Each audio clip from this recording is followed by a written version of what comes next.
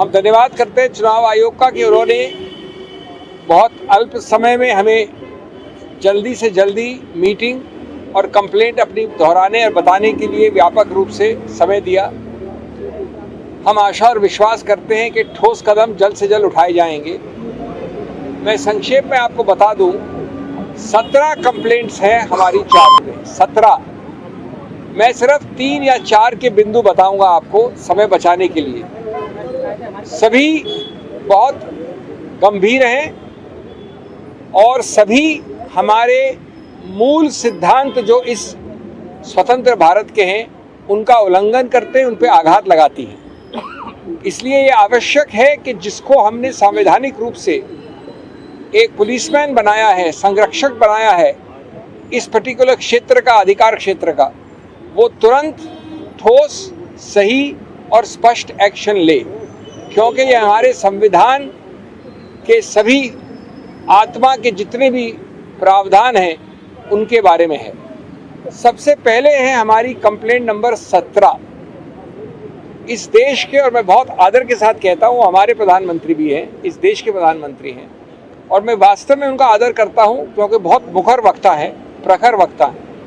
मैं हाथ जोड़ के उनसे कहूँगा कि उन्होंने इस प्रकार का वक्तव्य कैसे दिया, नहीं देना चाहिए और चुनाव आयोग को इसके ऊपर तुरंत एक्शन लेना चाहिए। ये वक्तव्य आप सभी जानते हैं, ये उनके ऑफिशियल हैंडल पे छपा हुआ है, प्रकाशित है। ये कल परसों कैंपेन के दौरान राजस्थान में कहा गया। इसमें मैं इसको भद्दा मानता हूँ, मैं इसको दोहराऊंगा नहीं, लेकिन इसके 4-5 तत्व आपको याद दिलाऊंगा जिसको हमने पूरी तरह से चुनाव आयोग के सामने रखा। इसमें एक समुदाय एक धर्म का स्पष्ट नाम के साथ विवरण है, स्पष्ट नाम के साथ। नंबर 2, ये बड़े स्पष्ट रूप से कहा गया है कि वो समुदाय इस देश की अल्प रिसोर्सेज को हड़प सकता है, हड़प लेगा, कांग्रेस उनको दे देगी इस प्रकार के अल्प रिसोर्सेज, उस समुदाय, उस धर्म को। नंबर 3, उस समुदाय और उस धर्म को घुसपैठियों के साथ बराबर में जोड़ा गया है। ये बड़े स्पष्ट शब्द है, प्रकाशित शब्द हैं, आपके सब चैनल्स पे हैं, आपके सब प्रकाशन में हैं। नंबर 4, ये कहा गया है कि इसका आघात भारत के हिंदू धर्म के कई जो बहुत स्थापित सिंबल्स हैं, मंगलसूत्र एक उदाहरण है, उस पर आघात हो सकता है। मैं वापस हाथ जोड़कर कहूँगा कि इतने बड़े ओहदे के चीफ एग्जीक्यूटिव इस देश के माननीय प्रधानमंत्री, हम सबके प्रधानमंत्री, उन्होंने सीधा उल्लंघन किया है, सीधा उल्लंघन किया है 123, जो किसी रूप से धर्म के आधार पर कोई वक्तव्य अलाउ नहीं करता है चुनाव के वक्त। नंबर 2, चुनाव आयोग के बारंबार सर्कुलर्स का उल्लंघन है। उसका आखिरी सर्कुलर 2024 का, वो भी ये कहता है कि किसी रूप से, परोक्ष हो या सीधा हो, आप धर्म के आधार पे ऐसा कोई आक्षेप या एक संकेतात्मक रूप से भी, या तो सीधा है, नहीं कर सकते। नंबर 3, उन्होंने भारतीय संविधान की अस्मिता पे आघात किया है। भारतीय संविधान एक गौरवशाली संविधान है जो बोम्माई केस के पहले से कहता है, पहले से, कि धर्मनिरपेक्षता, पंथ निरपेक्षता हमारे संविधान के मूल ढांचे का एक अभिन्न अंग है। मूल ढांचे का अभिन्न अंग होने का मतलब होता है कि संविधान संशोधन द्वारा भी उसको आप नहीं बदल सकते। अगर ये बात है तो आप समतल जमीन के लिए, लेवल प्लेइंग फील्ड, गणतंत्र, लोकतंत्र के लिए, डेमोक्रेसी, ये सब एक अभिन्न अंग है मूल ढांचे के।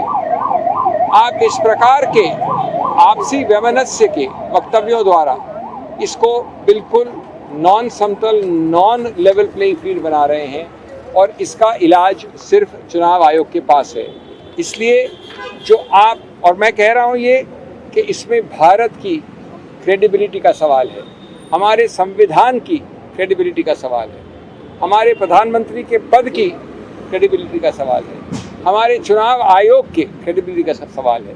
इसलिए आप वो सब जो करते हैं, जो आम आदमी के विषय में करते हैं, वो प्रतिबंध आपको लगाना पड़ेगा, चाहे कोई कितना बड़ा हो, चाहे कोई कितना छोटा हो। ये देश के एक संवैधानिक अस्मिता का प्रश्न चिन्ह है, पर प्रश्न चिन्ह है। तो ये तो सबसे अहम मुख्य पहली कंप्लेंट। हमारी दूसरी याचिका है,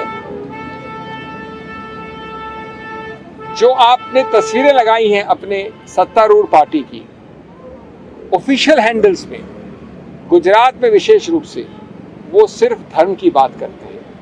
हमने फोटो दी हैं, आप वो ऑफिशियल हैंडल उठा के देख लीजिए, उसमें सिर्फ धर्म के चिन्ह हैं। हम एक गौरवशाली देश हैं, मैं एक गौरवशाली हिंदू हूँ, ये गौरवशाली सिख हो सकते हैं, ये गौरवशाली ईसाई हो सकते हैं, लेकिन धर्म के चिन्ह हम अपने घर में पूछते हैं। हम अपने ऑफिशियल हैंडल में लगाकर उसके आधार पर वोट मांगने नहीं जाते हैं। ये हमारा दूसरा याचिका है, विस्तार से है, फोटोओं के साथ है, व्यापक है। ये उन्हीं प्रावधानों का उल्लंघन है जो माननीय प्रधानमंत्री ने अपने पहले वाले हमारी कंप्लेंट के विषय में किए। तीसरा एक बहुत ही विचित्र उल्लंघन देखा हमने, जो सिर्फ गैर कानूनी हस्तक्षेप और गलत रूप से दुष्प्रभाव डालने वाला हस्तक्षेप है। हमने ऐसा कभी सुना नहीं, कभी हुआ नहीं। मैंने अंदर माननीय आयोग को जेम्स बॉन्ड की कहानी बताई कि पहली बार तो तुक्का होता है, दूसरी बार कोइंसिडेंस होता है। अगर वही चीज़ तीसरी बार हो तो उसको शत्रु का एक्शन कहा जाता है। सूरत में ये बात बारंबार हुई है, ये कोइंसिडेंस नहीं है, ये शत्रु का एक्शन है। क्या हुआ? एक साथ 4 प्रस्तावक कांग्रेस कैंडिडेट के खड़े होकर बोलते हैं कि ये हस्ताक्षर हमारे नहीं है। चुनाव के एक दिन पहले ये कहा जाता है। उसके बाद कुछ समय तक जो कैंडिडेट है सूरत से, वो भी लापता होते हैं, मिलते नहीं हैं। अब सबसे रोचक, जो कोइंसिडेंस नहीं हो सकता, जितने और पार्टियों के जितने कैंडिडेट्स हैं सूरत से, सब विड्रॉ कर जाते हैं। ये ऐसा अजूबा तो हमने देखा नहीं। सूरत का कैंडिडेट इतना प्रभावशाली है कि कोई उसके विरुद्ध खड़े होकर तैयार नहीं। खड़े होने के बाद, नामांकन पत्र भरने के बाद, तो इसलिए हमने कहा है चुनाव आयोग से कि ये आपने चुनाव के धरातल को नॉन लेवल प्लेइंग फील्ड बना दिया है, समतल ज़मीन नहीं छोड़ी है। ये चुनाव पिटिशन का मामला नहीं है, इसमें आपका एक ही हल है, ऐसे कारनामों का फ़ायदा न उठा पाए कोई, इसलिए अति आवश्यक है कि आप स्थगित करें चुनाव सूरत में और चुनाव की नई तारीख दें, जिससे ये संदेश बड़ा स्पष्ट जाए कि अगर मैं इस प्रकार के दुष्प्रभाव से इनको इफेक्ट करता हूँ या इनको इफेक्ट करता हूँ, वोटर हो या कैंडिडेट हो, उसका फ़ायदा मैं नहीं ले सकता।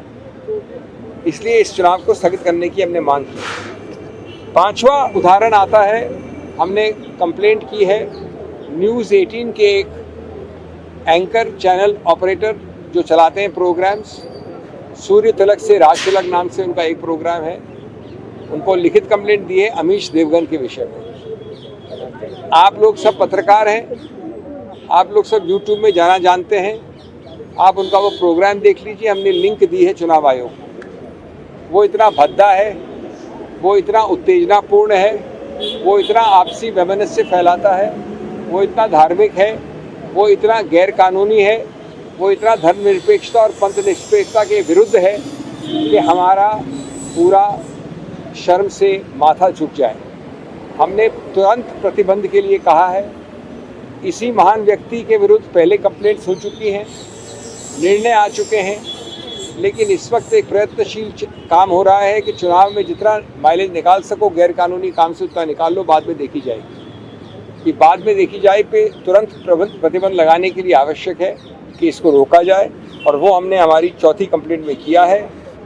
अंतिम बात जो मैंने कही, और मेरे मित्र अभी एक दो और आपको उदाहरण देंगे, जो अंतिम बात मैंने की वो थी कि माननीय राहुल गांधी जी